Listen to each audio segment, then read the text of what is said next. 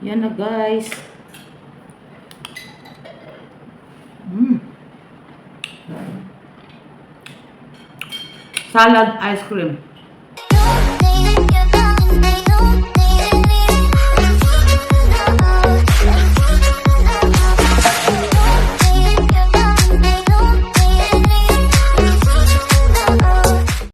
Hello guys! For today's video, magawa tayo ng ice cream fruit salad. First time kong gumawa guys, kaya try natin kung anong kalabasan. First, 2 Nestle cream. Ilagay ninyo overnight sa freezer para mag-ice siya.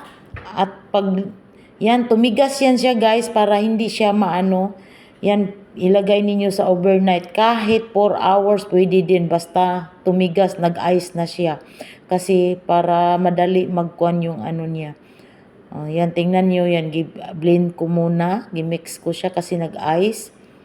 Yung Nestle cream, 2 pack.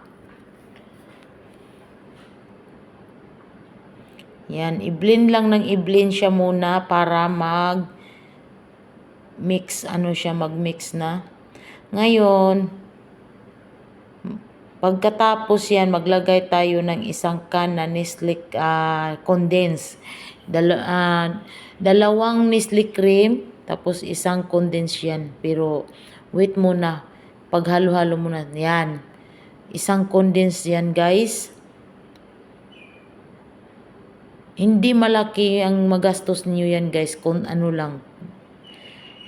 Makatipid kayo dyan sa kasi biruin ninyo 2 Nestle cream, tapos condense, tapos fruit cocktail. Makakain na kayo ng ice cream. Ang sarap talaga guys. Yung homemade na ikaw yung gumawa, ma-feel mo talaga yung sarap. Magsawa ka ng kumain kaysa magbili ka pa. Ayan. Tilukon jud nato na guys ang kuan nasa lata kay sayang naman. Kung pwede pa pigain ko yan. Ayan, i-mix na natin guys. Malamig din yung guys, condense. Malamig din yung condense. Overnight ko siya nilagay para lalong thick yung at pag mimix ninyo parang mapapain siya. Tingnan nyo yan. I-mix lang siya ng mix. Imikos-mikos lang ninyo. Paikot-ikutin nyo katulad ng pagmamahal. Yung nagmamahal sa inyo na paikutin lang kayo. Ayan.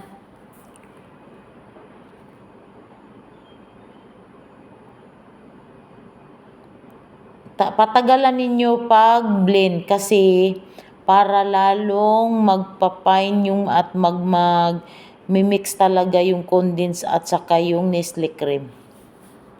Kaya tagalan ninyo. Parang 20 seconds or 30. Yan.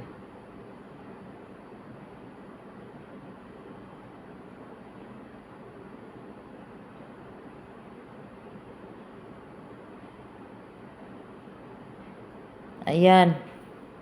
Ang tagalan talaga nyo yan guys para namimix siya at mapapain nyo. At ang kalabasan sa ice cream, masarap siya talaga guys. Smooth.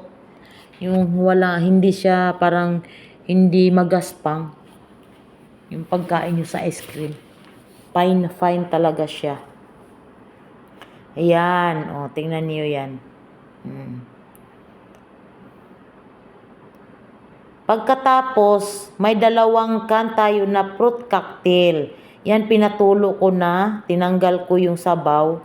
2 fruit cocktail. But magtira kayo ng konti. Mga 3 kutsara pang topping yan, guys. Yan o. Ganyan kalaki lang, guys. Tapos, maglagay ako ng Graham biscuit. Yan. Durug-durugin lang ninyo at imimix ninyo. Kahit mga 5 Graham biscuit, idurog-durog nyo yan.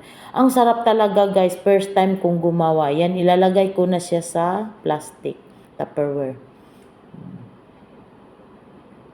Tapos, bukas, i-overnight ninyo guys para lalong mag-ano siya talaga. Sobrang sarap yan. Bukas na tayo makakain yan guys.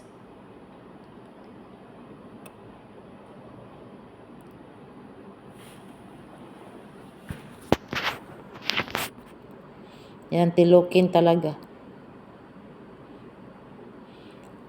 Kaya kung gusto ninyong gumawa, kahit sa bahay lang kayo, bumili kayo ng ganyan. 4 kinds lang guys, makagawa na kayo ng ice cream. Pwede mango or avocado. Yan, itatap natin yung 3 kutsara na fruit cocktail sa itaas. Yan, sobrang sarap yan bukas guys. Pag kumain kayo, hindi nyo mahanap yung tulugan ninyo. Makalimutan ninyo yung ex ninyo.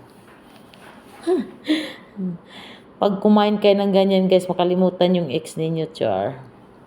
At yung boyfriend ninyo, char. Ayan, ipipress natin. At overnight. Alright. In fairness, sarap talaga. O ayan na guys, binuksan na natin. Pag kinabukasan, tigas na talaga ang tigas. Yung ano ko guys, wala kaming pang ano sa ice cream. Ay nako, pang pilapil yan guys. Pasensyahan na lang ninyo kasi wala kaming pang takos ng ice cream. Kaya pang pilapil yan. Hirapan kaya ako dyan. Pero okay lang. Kasi ang tigas kaya, pero alam nyo guys, ang sarap talaga in fairness. Try ninyo guys. Nestle cream, 2 pack, and then 1 nga condensed at saka fruit cocktail and biscuit ng Graham. Ang sarap talaga guys, promise. Masisira talaga ang buhay ninyo. Ang sarap. Uy, nahulog. Walang nakakita. Yan. Tikman natin. Ang sarap. Yummy. Diba? Oh my God. Ang sarap talaga guys.